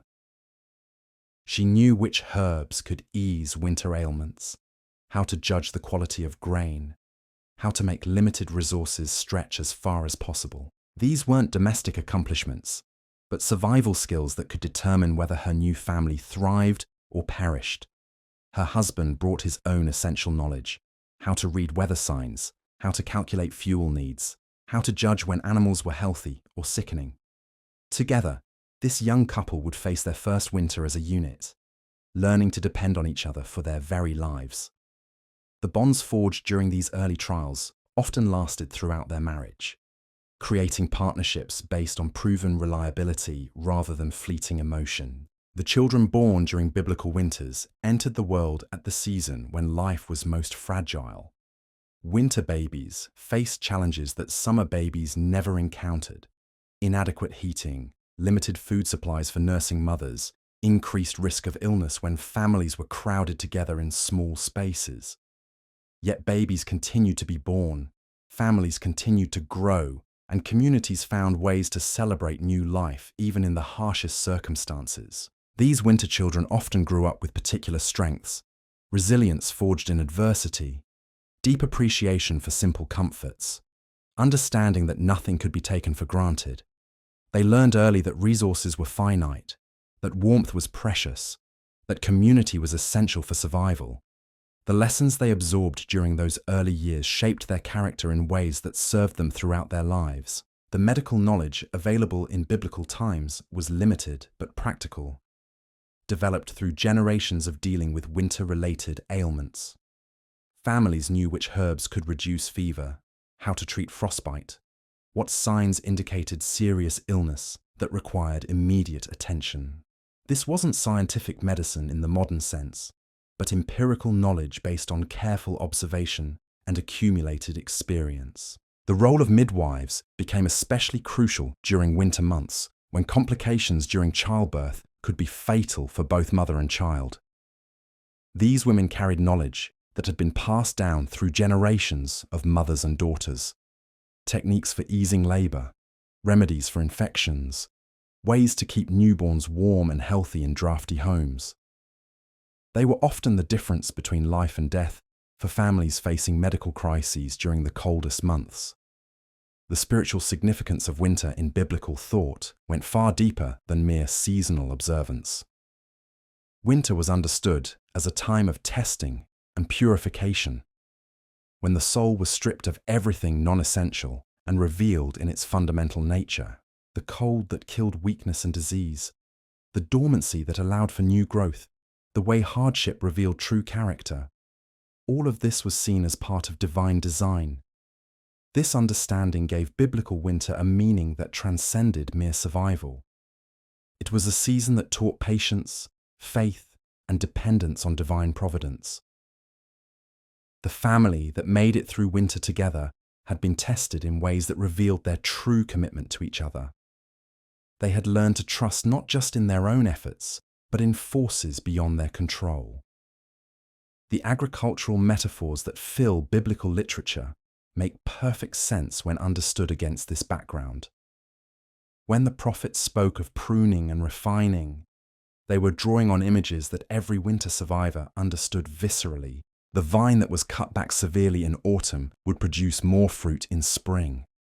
The grain that seemed to die when planted in cold earth would emerge as new life when conditions were right. This cyclical understanding of life and death, of suffering and renewal, shaped how biblical people approached not just seasons, but existence itself. Hardship wasn't seen as evidence of divine abandonment, but as part of a larger pattern that included both testing and blessing. The key was to endure faithfully through the difficult times, while preparing wisely for the abundant seasons that would follow. The wisdom literature of the Bible is filled with insights that could only come from people who had faced winter's challenges repeatedly.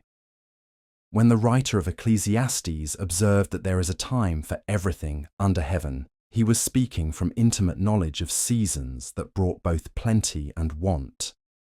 When the psalmist compared the righteous to trees planted by streams of water, he was drawing on understanding of what it took for vegetation to survive through drought and cold. These weren't abstract philosophical reflections, but practical wisdom gained through hard experience. The people who wrote and preserved these texts had learned through necessity what it meant to depend entirely on divine provision, to find hope in the midst of despair, to maintain faith when circumstances seemed to contradict everything they believed about God's goodness. The concept of Sabbath years and Jubilee, periodic times when debts were forgiven and land redistributed, makes perfect sense when understood in the context of communities that experienced regular cycles of abundance and scarcity. People who had lived through multiple winters understood that accumulated advantage during good times could become accumulated disadvantage during hard times. The wealthy family that prospered during abundant harvests might find themselves struggling when drought or early frost destroyed their crops. By building forgiveness and redistribution into their social systems, biblical communities created mechanisms for preventing the kind of extreme inequality that could tear apart the mutual support networks everyone depended on for survival. These weren't utopian social experiments, but practical measures developed by people who understood that community cohesion was literally a matter of life and death. The festivals and holy days that marked the biblical calendar were perfectly synchronized with the natural rhythms that governed daily life. The autumn festivals came at harvest time, when communities needed to be reminded to share their abundance and prepare for leaner months ahead. The winter observances occurred during the darkest time of year, when people most needed reminders that light would return and that divine presence could be found even in the most difficult circumstances. The spring celebrations marked the moment when winter's grip finally broke, when the first green shoots appeared in the fields, when families could begin to hope that they had survived another cycle of hardship. These weren't arbitrary religious observances, but celebrations that emerged naturally from the lived experience of people whose survival depended on understanding and working with seasonal rhythms. As biblical winter deepened toward its coldest point, usually in what we now call January and February, families faced their greatest tests. This was when food stores were lowest, when fuel supplies were most depleted, when the accumulated stress of months of careful rationing and constant vigilance began to take its toll on both bodies and spirits. It was during these weeks that biblical communities most clearly demonstrated either their strength or their fragility. The families and communities that survived were those that had learned to balance individual needs with collective welfare, to share resources wisely without depleting their own reserves, to maintain hope and faith even when circumstances seemed hopeless. They understood that winter was not just a physical challenge, but a spiritual one, a time when the deepest truths about human nature and divine providence were revealed through the crucible of shared hardship, and so they endured. These ancient people, wrapped in rough wool and warmed by carefully tended fires, sustained by simple food and profound faith, bound together by necessity and choice into communities that could face whatever winter might bring. Their stories echo across the centuries, reminding us that the capacity to endure hardship with grace, to find meaning in suffering, and to maintain hope in the darkest times are not modern inventions, but ancient human virtues, tested and proven in the harsh winters of biblical times. The stories that emerged from those bitter months of survival became the foundation stones of biblical wisdom, passed down not as abstract teachings, but as lived truth earned through suffering and endurance. When spring finally arrived, usually sometime in what we now call March, it came not as a gentle awakening, but as a resurrection so profound that entire communities would weep with relief and gratitude. Picture, if you will, that first morning when the air carried just the faintest hint of warmth, when the relentless grey of winter skies began to show patches of pale blue. The children would be the first to sense it, their young bodies more attuned to subtle changes in temperature and light. They would emerge from their winter shelters, blinking like creatures awakening from hibernation, their faces thin from months of careful rationing, but alive with possibility. The adults moved more cautiously, afraid to trust what their senses told them. Too many false springs had come and gone, brief warm spells followed by returns to bitter cold that could kill newly planted seeds and dash carefully nurtured hopes. But gradually, as the days lengthened and the warmth persisted, the miracle of spring's arrival would sink into their consciousness like water soaking into drought-hardened earth. The first tasks of spring required careful judgment and considerable courage. The grain that had been saved for planting represented the family's entire future, their only chance of having food for the coming year. To plant too early and lose the seed to a late frost meant facing starvation. To wait too long and miss the optimal planting season meant smaller harvests and another winter of desperate rationing. The village elders, those repositories of accumulated seasonal wisdom, would gather to read the signs and make the crucial decision about when planting should begin. They would examine the soil, feeling its texture and temperature with hands that had performed this ritual for decades. They would study the sky for patterns that might indicate the likelihood of late storms. They would watch the behavior of birds and animals, noting which species had begun their spring migrations and nesting activities. When the consensus finally emerged that it was safe to begin planting, the entire community would mobilize with an energy and urgency that was almost frantic. Every able-bodied person, from children barely old enough to walk to elderly grandparents, moving slowly but determinedly, would take part in the great work of placing seeds in the earth. This wasn't just agriculture, it was an act of faith, a declaration that they believed in a future beyond their current circumstances. The women who had spent winter months carefully preserving and rationing their family's seed grain would bring out the precious stores with hands that trembled slightly. These seeds represented months of sacrifice, countless meals that had been smaller than hunger demanded, children who had gone to bed with empty bellies so that the grain for planting would remain intact. Now all of that careful conservation would be tested in the ultimate gamble, trusting their future to the earth and sky and the faithfulness of the seasons. The actual work of planting was backbreaking labor made more difficult by bodies weakened from winter's hardships. The men who guided the primitive plows were often gaunt from months of inadequate nutrition, their strength sapped by the constant stress of survival. The women and children who followed behind, placing seeds in the furrows, moved with the careful precision of people who understood that every seed mattered, that carelessness now could mean hunger later.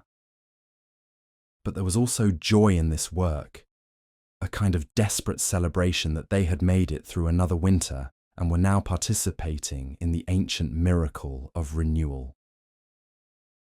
The songs they sang while working weren't the melancholy ballads of winter evenings but rhythmic chants that matched the pace of their labour, expressions of hope and determination that helped sustain them through the long days of planting. The biblical understanding of spring planting was deeply theological as well as practical. These weren't people who saw agriculture as merely a human activity, but as participation in divine creativity. The seed that died in the earth to bring forth new life wasn't just a biological process, but a spiritual mystery that spoke to the deepest questions about death and resurrection, suffering and redemption, loss and renewal. Every family that survived to see another spring planting had stories to tell of the winter just past. There was the night when their fire nearly died, and they had to choose between sleeping warm and having enough fuel for morning cooking. There was the week when the grain ran so low that they made soup from nothing but water and herbs foraged from under the snow. There was the child who nearly didn't make it through a fever because there was no oil left for the lamp that would have provided light for tending through the dark hours. These stories weren't told as complaints, but as testimonies to divine faithfulness. Each family that emerged from winter had experienced what they understood to be miraculous provision. Fuel that lasted longer than it should have, grain that stretched further than expected, strength that came from sources they couldn't identify or explain. They had lived through experiences that modern people might dismiss as coincidence or natural variation, but which they recognized as evidence of divine care. The community bonds forged during those harsh months created a social fabric that was remarkably resilient and supportive. Families who had shared their last handful of grain with desperate neighbors found themselves remembered and helped when their own circumstances became difficult. Children who had learned to think of the community's welfare alongside their family's needs grew up to be adults who understood that individual prosperity meant nothing if it came at the cost of communal survival. The marriages that endured biblical winters were partnerships tempered in the fire of genuine hardship. Couples who had made it through months of cold, hunger, and uncertainty while still caring for each other had proven their commitment in ways that went far deeper than romantic sentiment. They had seen each other at their weakest and most vulnerable, had made countless small sacrifices for each other's welfare, had learned to communicate about life and death matters with the kind of honesty that shallow relationships couldn't sustain. The children who grew up in these households absorbed lessons about resilience, community, and faith that shaped their character in fundamental ways. They learned that comfort was temporary, but character was permanent. They understood that individual survival was impossible without community support. They developed a deep appreciation for simple pleasures, warmth, food, safety, that people raised in abundance often couldn't comprehend. The religious observances that had sustained families through winter's darkness took on new dimensions as spring arrived. The prayers of gratitude weren't formal liturgical responses, but heartfelt expressions of relief and joy from people who genuinely hadn't been certain they would live to see another season. The offerings brought to temples weren't dutiful religious obligations, but genuine expressions of thankfulness from families who understood how precarious their survival had been.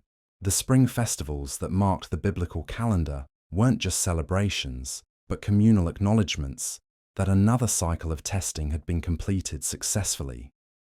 The Feast of Unleavened Bread, with its emphasis on bread made without the careful fermentation that required time and stable conditions, reminded participants of times when quick preparation and immediate consumption were matters of survival.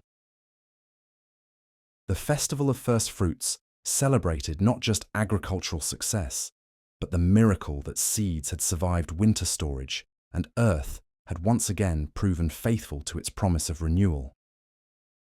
The medical knowledge that biblical communities had developed through necessity became most evident in spring, when the accumulated effects of winter's hardships became apparent. Families would assess which members had been most weakened by months of limited nutrition and hard living. The elderly who had made it through winter often emerged frailer than before, requiring special care as the community transitioned to the demanding work of spring agriculture. Children who had grown during winter months often showed signs of malnutrition that would need to be addressed as fresh foods became available. The wild plants that began to appear with spring's arrival weren't just dietary supplements, but medicines that could help restore health to bodies depleted by winter's challenges. Knowledge of which plants could treat specific ailments, how to prepare them properly, and when to harvest them for maximum benefit was passed down through generations of women who served as the primary healthcare providers for their families and communities. The economic relationships that had sustained communities through winter's challenges evolved as spring brought new opportunities and challenges. Families who had borrowed grain or other resources during desperate times now faced the obligation to repay those debts, often with interest that reflected the risk the lenders had taken. But the same communities that had developed sophisticated systems for mutual aid during winter also understood the importance of reasonable terms for repayment that wouldn't cripple debtors, just as they were trying to rebuild their resources. The tools and equipment that had been carefully maintained and repaired during winter's long evenings were now put to their ultimate test in the demanding work of spring agriculture. Ploughs that had been mended with whatever materials could be found would either prove adequate for another season's work or reveal weaknesses that could doom a family's planting efforts. The grinding stones that had processed grain through winter's careful rationing would now be needed for larger quantities, as the work of planting demanded more energy and sustenance. The social hierarchies within biblical communities, which had been somewhat flattened by winter's universal challenges, began to reassert themselves as spring brought differentiated opportunities for recovery and growth. Families with larger stores of seed grain could plant more extensively, potentially setting themselves up for greater prosperity in the coming harvest. Those who had barely survived winter with minimal reserves faced the challenge of trying to rebuild from almost nothing. Yet the same communities that accepted these economic realities also maintained systems for ensuring that no family was completely left behind. The laws about leaving grain in field corners for gleaning, the requirements for periodic debt forgiveness, the obligations of mutual support, all of these served as safety nets that prevented temporary disadvantage from becoming permanent exclusion from community life. The children who had endured their first biblical winter emerged from the experience fundamentally changed. They had learned lessons about mortality, scarcity, and human interdependence that would inform their decision-making for the rest of their lives. They understood in their bones what it meant to depend on others and to have others depend on them. They had experienced the terror of not knowing whether their family would survive until spring, and the profound relief and gratitude that came with successful endurance. These children would grow up to be adults who wasted nothing, who planned carefully for difficult times, who understood that abundance was temporary and should be used wisely to prepare for scarcity.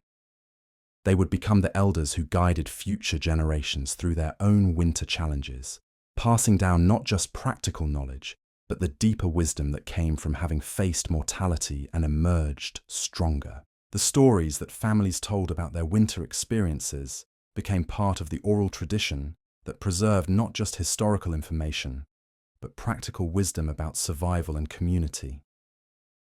These weren't academic case studies, but lived narratives that conveyed essential knowledge about human nature, divine providence, and the skills needed to endure hardship with dignity and faith.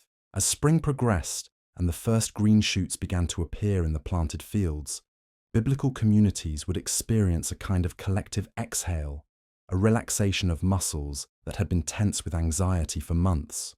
But this relief was tempered with the knowledge that another winter would come, that the cycle of abundance and scarcity, preparation and endurance, testing and renewal would continue as long as they lived. The wisdom that emerged from these annual cycles of hardship and recovery created a worldview that was profoundly different from modern perspectives, shaped by assumptions of continuous growth and technological solutions to human problems. Biblical peoples understood that life was cyclical rather than linear, that setbacks were inevitable rather than exceptional, that survival depended on community rather than individual effort. This understanding shaped their approach to everything from family relationships to economic planning to religious faith. They built their lives around the assumption that difficult times would come, that preparation and mutual support were essential, that the capacity to endure hardship with grace and faith was one of the most important qualities a person could develop. The agricultural metaphors that fill biblical literature, seeds dying to bring forth fruit, pruning that leads to greater productivity, the importance of deep roots that can find water even in drought, all emerge from this intimate knowledge of seasonal cycles and their spiritual significance. These weren't poetic ornaments added to abstract theological concepts, but fundamental ways of understanding how divine purposes worked through natural processes. As our journey through biblical winter draws toward its close, we find ourselves standing with those ancient survivors in their spring fields, watching the first green shoots push up through earth that had seemed dead just weeks before. The miracle of that emergence, life from apparent death, hope from despair, community from individual struggle, speaks across the centuries to remind us of truths about resilience, faith, and human connection that transcend any particular historical period. The people who lived through biblical winters weren't different from us in their fundamental humanity. They felt cold, hunger, fear, and loneliness just as we do. They worried about their children, grieved their losses, and sometimes despaired of the future. But they also developed resources for coping with hardship that our more comfortable age has largely forgotten. Deep community bonds, practical skills for making do with little, and faith that could sustain hope even in the darkest circumstances. Their winters were harsh, unforgiving, often deadly, but they were also teachers, patient and thorough, that showed each generation what it meant to be human, in a world not designed primarily for human comfort. They taught lessons about dependence and interdependence, about the difference between wants and needs, about the importance of preparation and the limits of human control. Most importantly, they demonstrated that meaning and joy could be found even in the midst of genuine hardship, that suffering didn't have to destroy the human spirit, but could actually strengthen it, that the bonds forged in difficulty could be deeper and more lasting than those formed in ease. These weren't consolation prizes for lives that lacked modern conveniences, but genuine discoveries about what makes life worth living regardless of external circumstances. As we prepare to close our eyes and rest, let us carry with us not just historical knowledge about how winter was experienced in biblical times, but the deeper wisdom that emerged from those experiences. In our climate-controlled world, we have largely insulated ourselves from the seasonal rhythms that shaped our ancestors' understanding of time, mortality, and divine providence. But we can still learn from their example of resilience, their commitment to community, their ability to find hope and meaning in the midst of genuine hardship. The winter winds that once howled through ancient villages have long since stilled. The fires that provided life-saving warmth have turned to ash, but the lessons learned, the wisdom gained, the faith developed during those harsh months continues to speak across the centuries, offering guidance to anyone willing to listen to the whispers of the past and apply their insights to the challenges of today. The biblical winter was ending, but it left behind more than just memories of cold nights and empty grain jars. It left behind a people transformed by the experience of survival, shaped by months of depending entirely on each other and on the mysterious providence that had carried them through their darkest hours. These weren't just individuals who happened to live in the same village. They were a community in the truest sense, bound together by shared struggle and mutual dependence. As the weeks passed and spring established itself more firmly, the effects of that transformation became apparent in countless small ways. Children who had learned to share their meager portions with younger siblings continued that generosity even when food became more plentiful. Adults who had taken turns sitting up through the night with sick neighbors maintained those bonds of care and concern.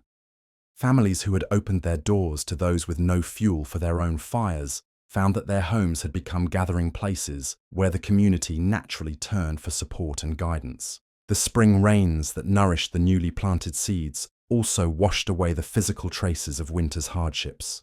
The piles of ash from fires that had burned through long nights, the worn paths between houses where neighbours had checked on each other's welfare, the small graves of those who hadn't survived the harsh months. All were gradually covered by the green growth of renewal.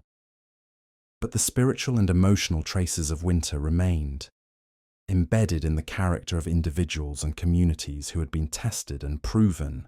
The harvest that eventually came from those spring plantings carried flavours that went beyond the simple sweetness of grain and fruit. Every kernel of wheat, every grape, every olive held within it the memory of the winter that had preceded it. The careful preservation of seed, the desperate prayers for rain and warmth, the patient tending through months when survival seemed uncertain, when families gathered around their tables in autumn to give thanks for the year's abundance. They weren't just celebrating successful farming, but commemorating their own survival and growth through seasons of testing. The religious calendar that governed biblical life took on deeper resonance for communities that had experienced genuine dependence on divine provision. When they celebrated the Feast of Thanksgiving for the harvest, they were acknowledging not just agricultural success, but the miracle of having lived to see another season of plenty. When they observed the winter festivals of light, they were drawing on memories of actual darkness and cold that had tested their faith and proven it strong. The children who had survived their first biblical winter carried those experiences with them throughout their lives, becoming adults who understood in their bones what earlier generations had meant when they spoke of God as their rock and fortress. They had lived through months when human strength wasn't sufficient, when careful planning could be undone by weather or illness, when survival depended on resources and assistance that came from sources they couldn't predict or control. These children grew up to become the elders who would guide future generations through their own seasons of testing, passing down not just practical knowledge about how to preserve food and conserve fuel, but the deeper wisdom that came from having faced the possibility of death and emerged with stronger faith. They became the storytellers who kept alive the memories of hardship and deliverance, ensuring that each new generation understood both the fragility and the resilience of human life. The wisdom literature that emerged from these experiences spoke to universal human concerns that transcended any particular historical period or geographical location. When the psalmist wrote about finding shelter in the shadow of God's wings, he was drawing on the lived experience of seeking protection from storms that could kill.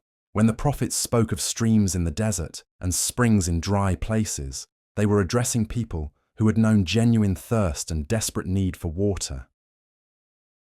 The economic principles embedded in biblical law, the requirements for generosity to the poor, the prohibitions against taking advantage of the desperate, the systems for periodic debt forgiveness, all emerged from communities that understood how quickly circumstances could change and how essential mutual support was for survival. These weren't abstract moral theories, but practical guidelines developed by people who had seen neighbours die for lack of resources that others possessed in abundance.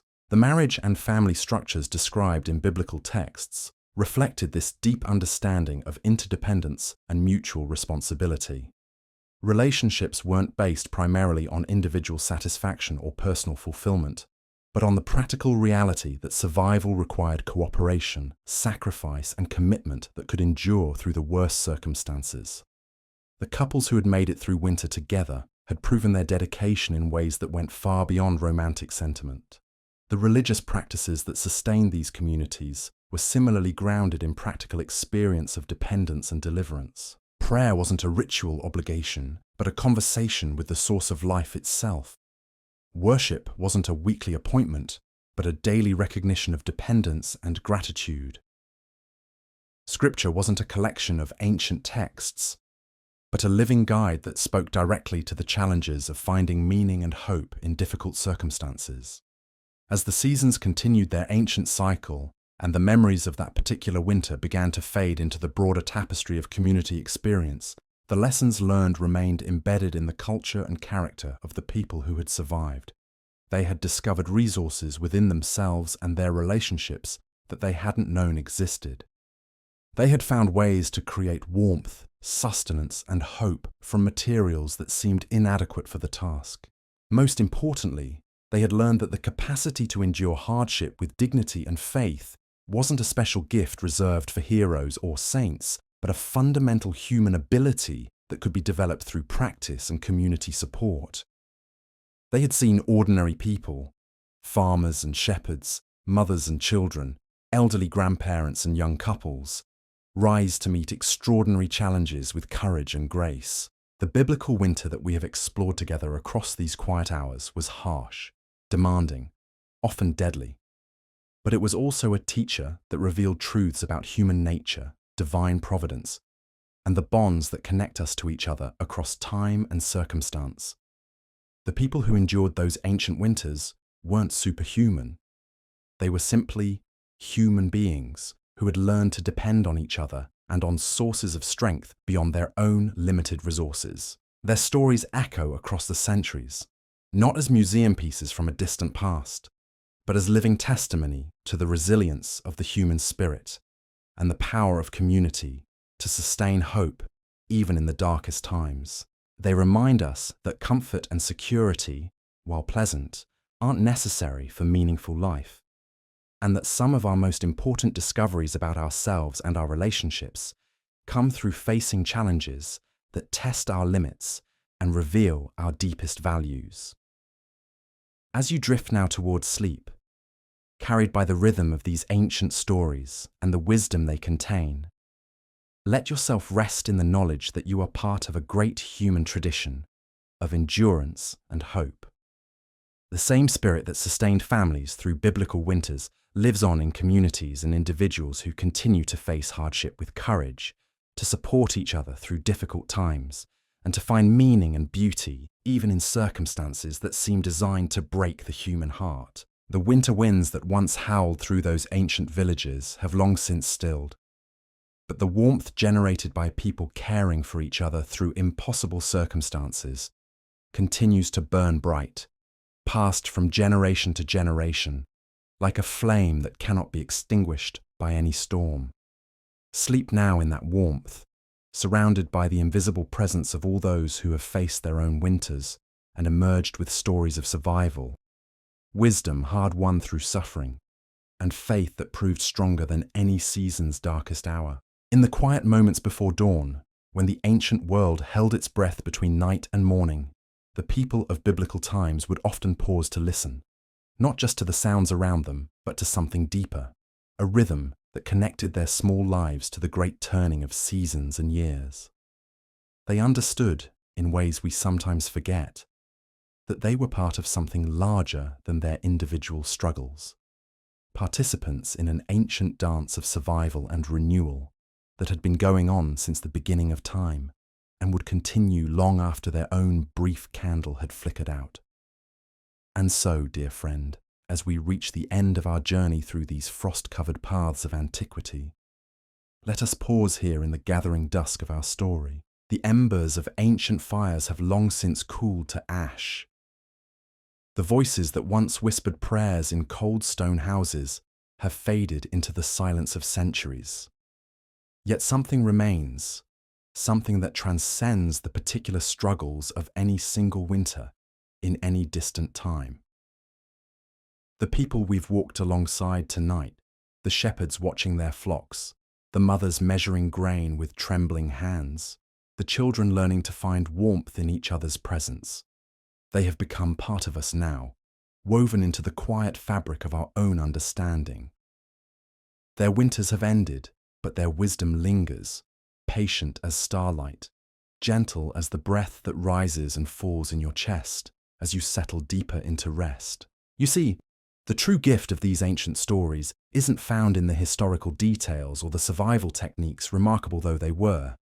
It lies in the recognition that the capacity for endurance, for hope, for finding light in the deepest darkness, isn't something that belonged only to people of long ago.